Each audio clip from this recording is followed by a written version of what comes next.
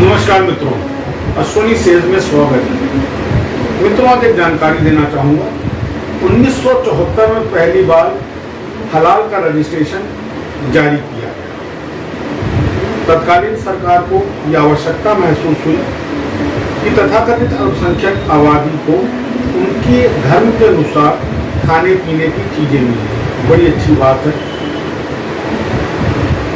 ये बात मैं इसलिए आज शेयर कर रहा हूँ आपसे कि मित्रों, आज ही बजरंग दल का एक पोस्टर दिल्ली में चस्पा हुआ जिसमें लिखा था कि दिवाली की खरीदारी हिंदुओं से करें। इस पे सबसे ज्यादा अल्पसंख्यक प्रेमी और समर्पित पार्टी कांग्रेस ने आपत्ति उठाई। बढ़िया किया। धर्मनिरपेक्ष राज्य में, देश में, लेकिन किसी धर्म विशेष के लिए बात करना नहीं होना चाहिए। मैं इस बात को एग्री करता हूँ। बड़ी अच्छी बात कांग्रेस ने कही। लेकिन मित्रों, 1974 में तब क्या भारत धर्मनिरपेक्ष नहीं था? तब क्या तत्कालीन सरकार को ये नहीं लगा कि इस तरीके के सर्टिफिकेशन के साथ आप एक धर्म विशेष को ज्यादा महत्व दे रहे हैं अपेक्षाकृत उस धर्म के जो कि हिंदुस्तान की बहुसंख्यक आबादी का धर्म है? आज आपको हर चीज पे आपत्ति है। हकीकत तो ये मित्रों कि कांग्रेस को हिंदू शब्द से ही नफरत है। अगर आप कांग्रेस सरकारों का आकलन करें, चाहे वो एजुकेशन को लेके हो, चाहे वो धर्म को लेके हो, हमारे मंदिरों पे आने वाले दान पे टैक्स लेने की बात हो, मजार, मस्जिद और चर्च इससे एग्जेम्प्टेड है। हिंदू कोड बिल, धर्मांतरण बिल, क्योंकि सबसे ज्यादा आबादी जो धर्मांतरित हो रही है वो हिंदुओं की हो रही है। प्रलोभन दे के हो रही है, चाहे मिशनरी कन्वर्ट कर रहे हो, चाहे मौलाना कन्वर्ट कर रहे हो। मिशनरीज सो कॉल्ड सर्विस के नाम पे कन्वर्जन करती है, निसंदेह। तो क्या सब चीज का टारगेट केवल हिंदू होना चाहिए? हिंदू अपने धार्मिक प्रचार प्रसार के लिए शिक्षण प्रशासन संस्थान नहीं चला सकता? मदरसों को एक्सक्लूसिव राइट दिया गया। तो ये दोहरी चाल, दोहरी नीति, दोहरी सोच, दोहरी चाल क्यों? एक बड़ा गंभीर विषय है।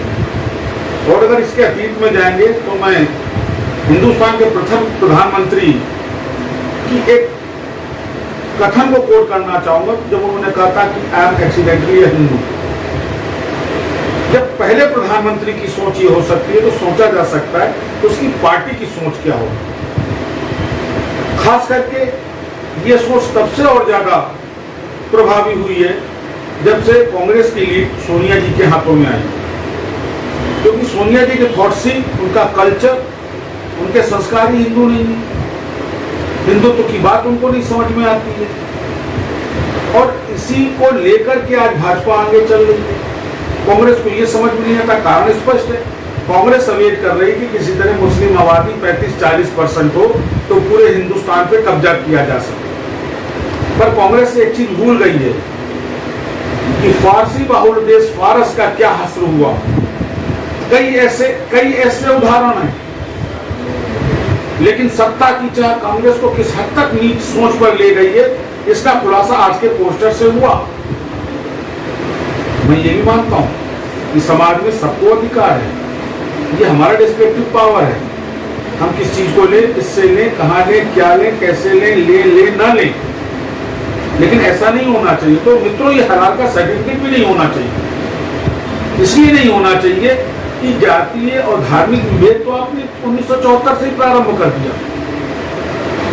याद करिए, इस तरह हिंदुस्तान के प्रथम राष्ट्रपति राजेंद्र प्रसाद जी को बार बार नेहरू ने सोमनाथ मंदिर के पुनर्निर्माण और क्या कहते हैं वो उसके पूजन के लिए जाने के लिए रोका था। और उसके बाद उनका क्या हासिल किया कि हिंदुस्तान का प्रथम राष्ट्रपति एक छोटे से घर में उनका देहावसान हुआ। तो इतनी गंदी सोच हम करें तो गलत है और आप करें तो सब कुछ सही है। मित्रों, सोचिए कांग्रेस की सोच को लेकर, सोचिए किस तरफ कांग्रेस ले जा रही है। और कांग्रेस की जो साथी पार्टियां, चाहे वो समाजवादी हो, याद करिए समाजवादी पार्टी के एक नेता का क्या कहना था, मेरी बेटियां केवल मुस्लिम बेटियां। तो जहां राजनीति की सोच इतनी गंदी हो, वहां अब हिंदुस्तान के वोटर को, खास करके जो बहुसंख्यक आबादी का वोटर है, उसको सोचना पड़ेगा। विचार करिए मित्रों, एक गंभीर विषय के साथ छोड़ के जा रहा हूँ आपको, फिर मुलाकात करूंगा। नमस्कार।